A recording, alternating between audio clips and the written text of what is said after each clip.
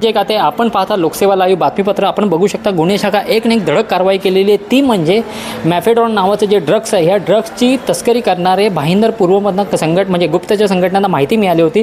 भाईंदर पूर्व येथील विन्यास रेसिडेन्सी हे हॉटेल आहे, या हॉटेलमध्ये ते थांबले होते अशी माहिती मिळाली होती।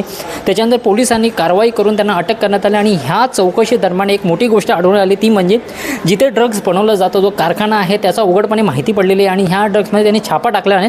त्या कारखान्यातून नाही मिळत तर मुद्देमाल जो सापडलेला त्याचा बाजारभाव आहे 37 करोडच्या आसपास आहे व तसे त्यांच्यासोबत 2 गावठी पिस्तूल मिळालेले, जिवंत काडतुसे मिळालेली आहेत। ह्याच्याबाबत जे गुन्हे शाखाचे पोलीस उपायुक्त आहेत अविनाश अंबुरे त्यांचं काय म्हणणं आहे आपण जाणून घेऊ। मीरा भाईंदर वसई विरार आयुक्तालयामध्ये माननीय सीपी सरांच्या मार्गदर्शनाखाली NDPSची कारवाईची मोहीम बऱ्याच दिवसांपासून सुरू होती। त्या मोहिमेअंतर्गत युनिट 1चे आमचे PI अविराज कुराडे व त्यांची API गांगुर्डे व त्यांची संपूर्ण टीमला काही गोपनीय बातमी मिळाली की विनायसा लॉजमध्ये 4 लोक उतरलेले आहेत व त्यांच्याकडे काही NDPSचा माल आहे अशाबद्दलची आपल्याला गोपनीय माहिती मिळाली। त्या अनुषंगाने दिनांक 18 तारखेला आपल्या टीमने तिथे छापा मारला। छापा मारल्यानंतर ना आपण लॉजमध्ये जवळपास 4 लोकांना आपण तिथे ताब्यात घेतले।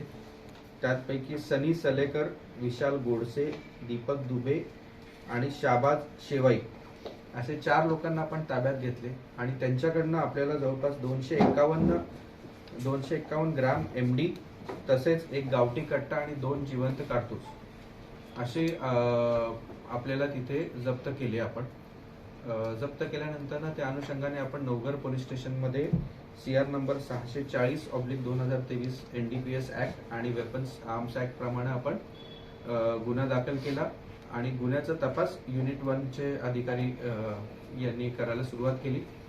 तपासामध्ये आम्हाला असे निष्पन्न झाले की सदरचा माल हा कुठून आला त्याच्यावरनं आपण तन्वीर शेख ह्या आरोपीला आपण ताब्यात घेतले व अटक केले व त्याच्याकडनं जवळपास 102 ग्रॅम MD आपण जप्त केली।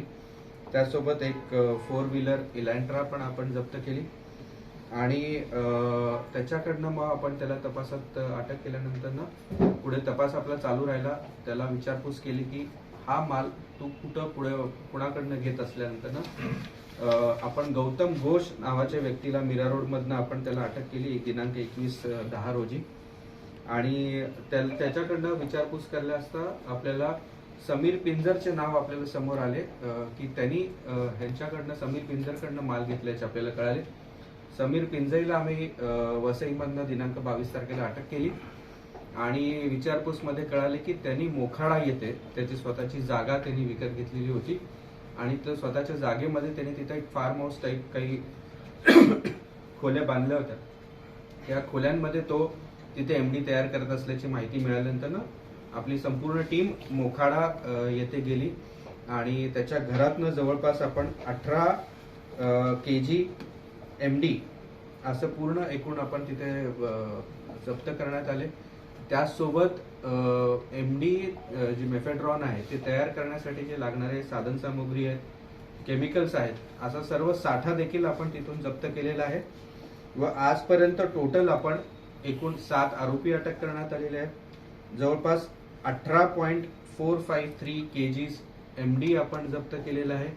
त्यासोबत MD ला जे तयार करण्यासाठी लागणारे सर्व साधन साहित्य आहे तसेच केमिकल्स आहेत जसे टोल्युलिन आहे, पॉलिइथिलीन आहे, ॲसिटोन आहे, MMHCl पावडर आहे, सोडा ॲश पावडर असे विविध जे केमिकल्स लागतात ते देखील आपण जप्त केलेलं आहे।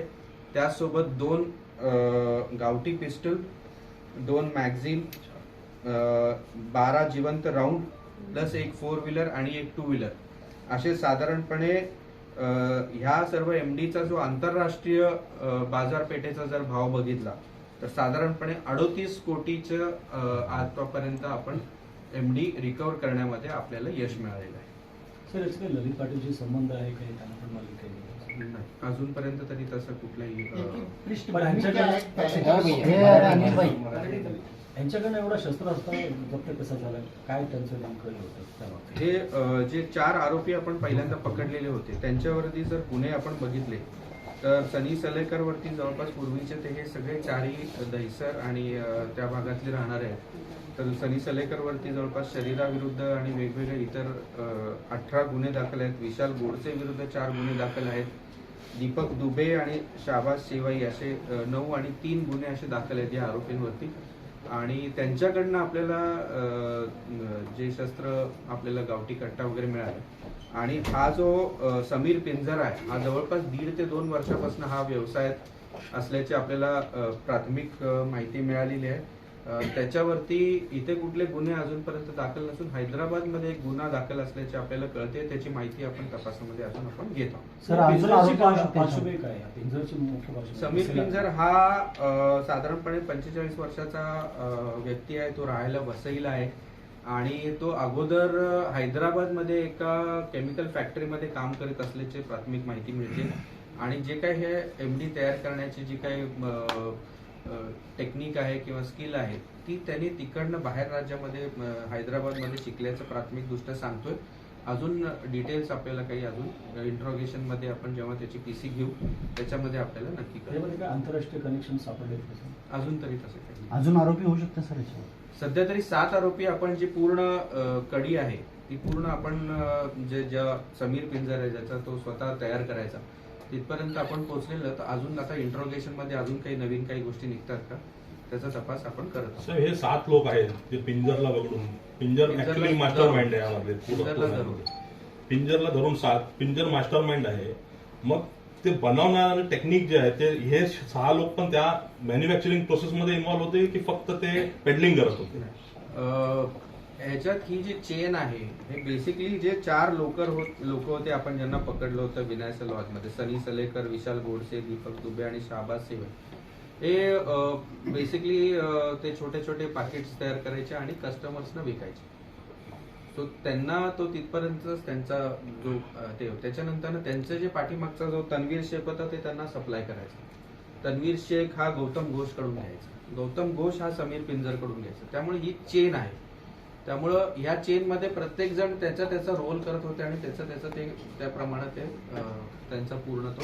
सर हे मोठं एवढं जेवढं रॅकेट वाटतंय ते हे एवढंच लोक असतील असं वाटत नाही तर आणखी मोठी चेन एक्झॅक्टली नक्कीच. आणि आपण तपासामध्ये म्हणूनच आपण त्याची PC आपण घेतलेली आहे आणि या तपासामध्ये अजून इतर काही आरोपी निघतात का याचा तपास करणार आणि परत आपण काही त्याच्यात नवीन प्रोग्रेस मिळाली तर आपण नक्कीच आपल्या सर्वांना. सर मग ते लॅब आहे ते अत्याधुनिक लॅब असं म्हणता येईल का? म्हणजे काय तिकडे आपल्याला इक्विपमेंट्स वगैरे काय भेटले ज्यामध्ये ते बनवत होते? मोखाडाला बेसिकली तिथे जे हिटिंग मशीन आहे त्याच्यानंतर flask stand, dropping funnels, air tube, flask असे जे काही जे लागणारे ते जे साहित्य आहे त्या सगळ्या गोष्टी आपण जप्त केलेल्या आहेत. त्यासोबत जे रसायन होतं जसं ब्रोमिन होतं ते 45 लिटर्स आपण जप्त केलेलं आहे. HCl 30 लिटर्स जप्त केलेले आहेत.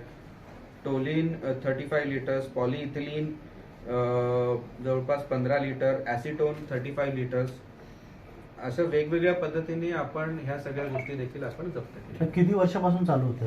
साधारणपणे 1.5 वर्षापासून तो करत असल्याची प्राथमिक माहिती मिळते. अजून तपासामध्ये अजून आपल्याला काही